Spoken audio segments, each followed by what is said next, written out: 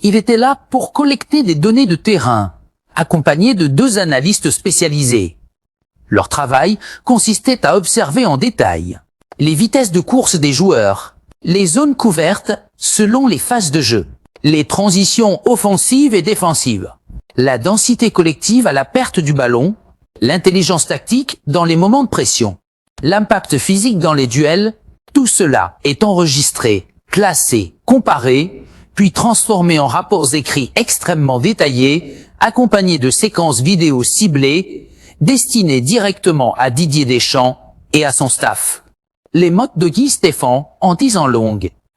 L'adjoint historique de Didier Deschamps, Guy Stéphane, a levé un coin du voile sur ce travail de l'ombre.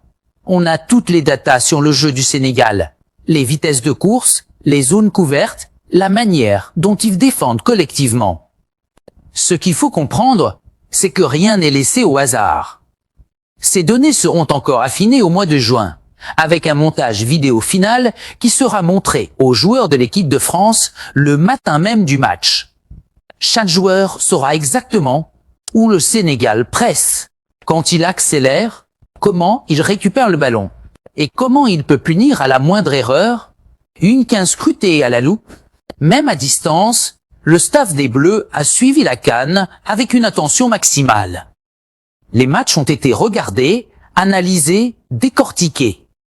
Et une chose a marqué tout le monde au sein de la cellule technique française, la puissance du Sénégal, la qualité technique sous pression, la densité collective à la perte du ballon.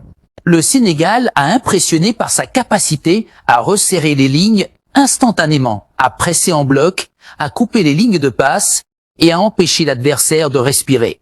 Un football moderne, intense, discipliné, qui demande une préparation spécifique pour être affronté. Deschamps va encore plus loin. Didier Deschamps ne se contente pas des chiffres et des vidéos.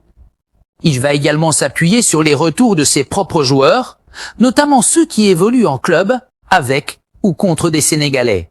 Des profils comme Michael Olise ou Dayo Upamecano peuvent fournir des informations précieuses sur des joueurs clés comme Nicolas Jackson.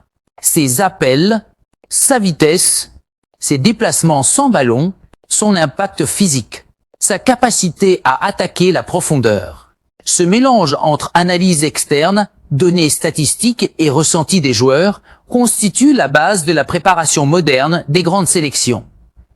C'est que ça signifie vraiment.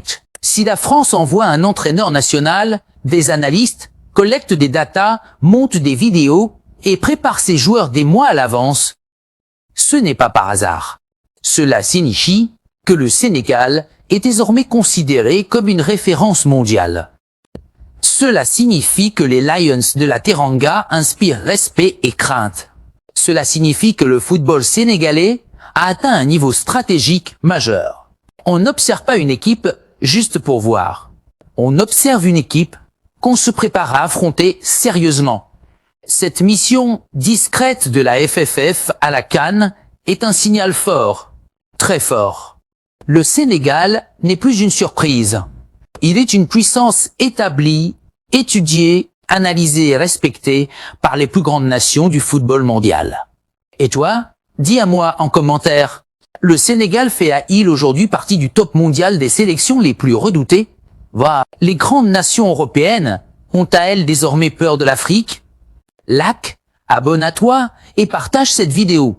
Parce que ce genre d'informations, on ne te les explique pas partout.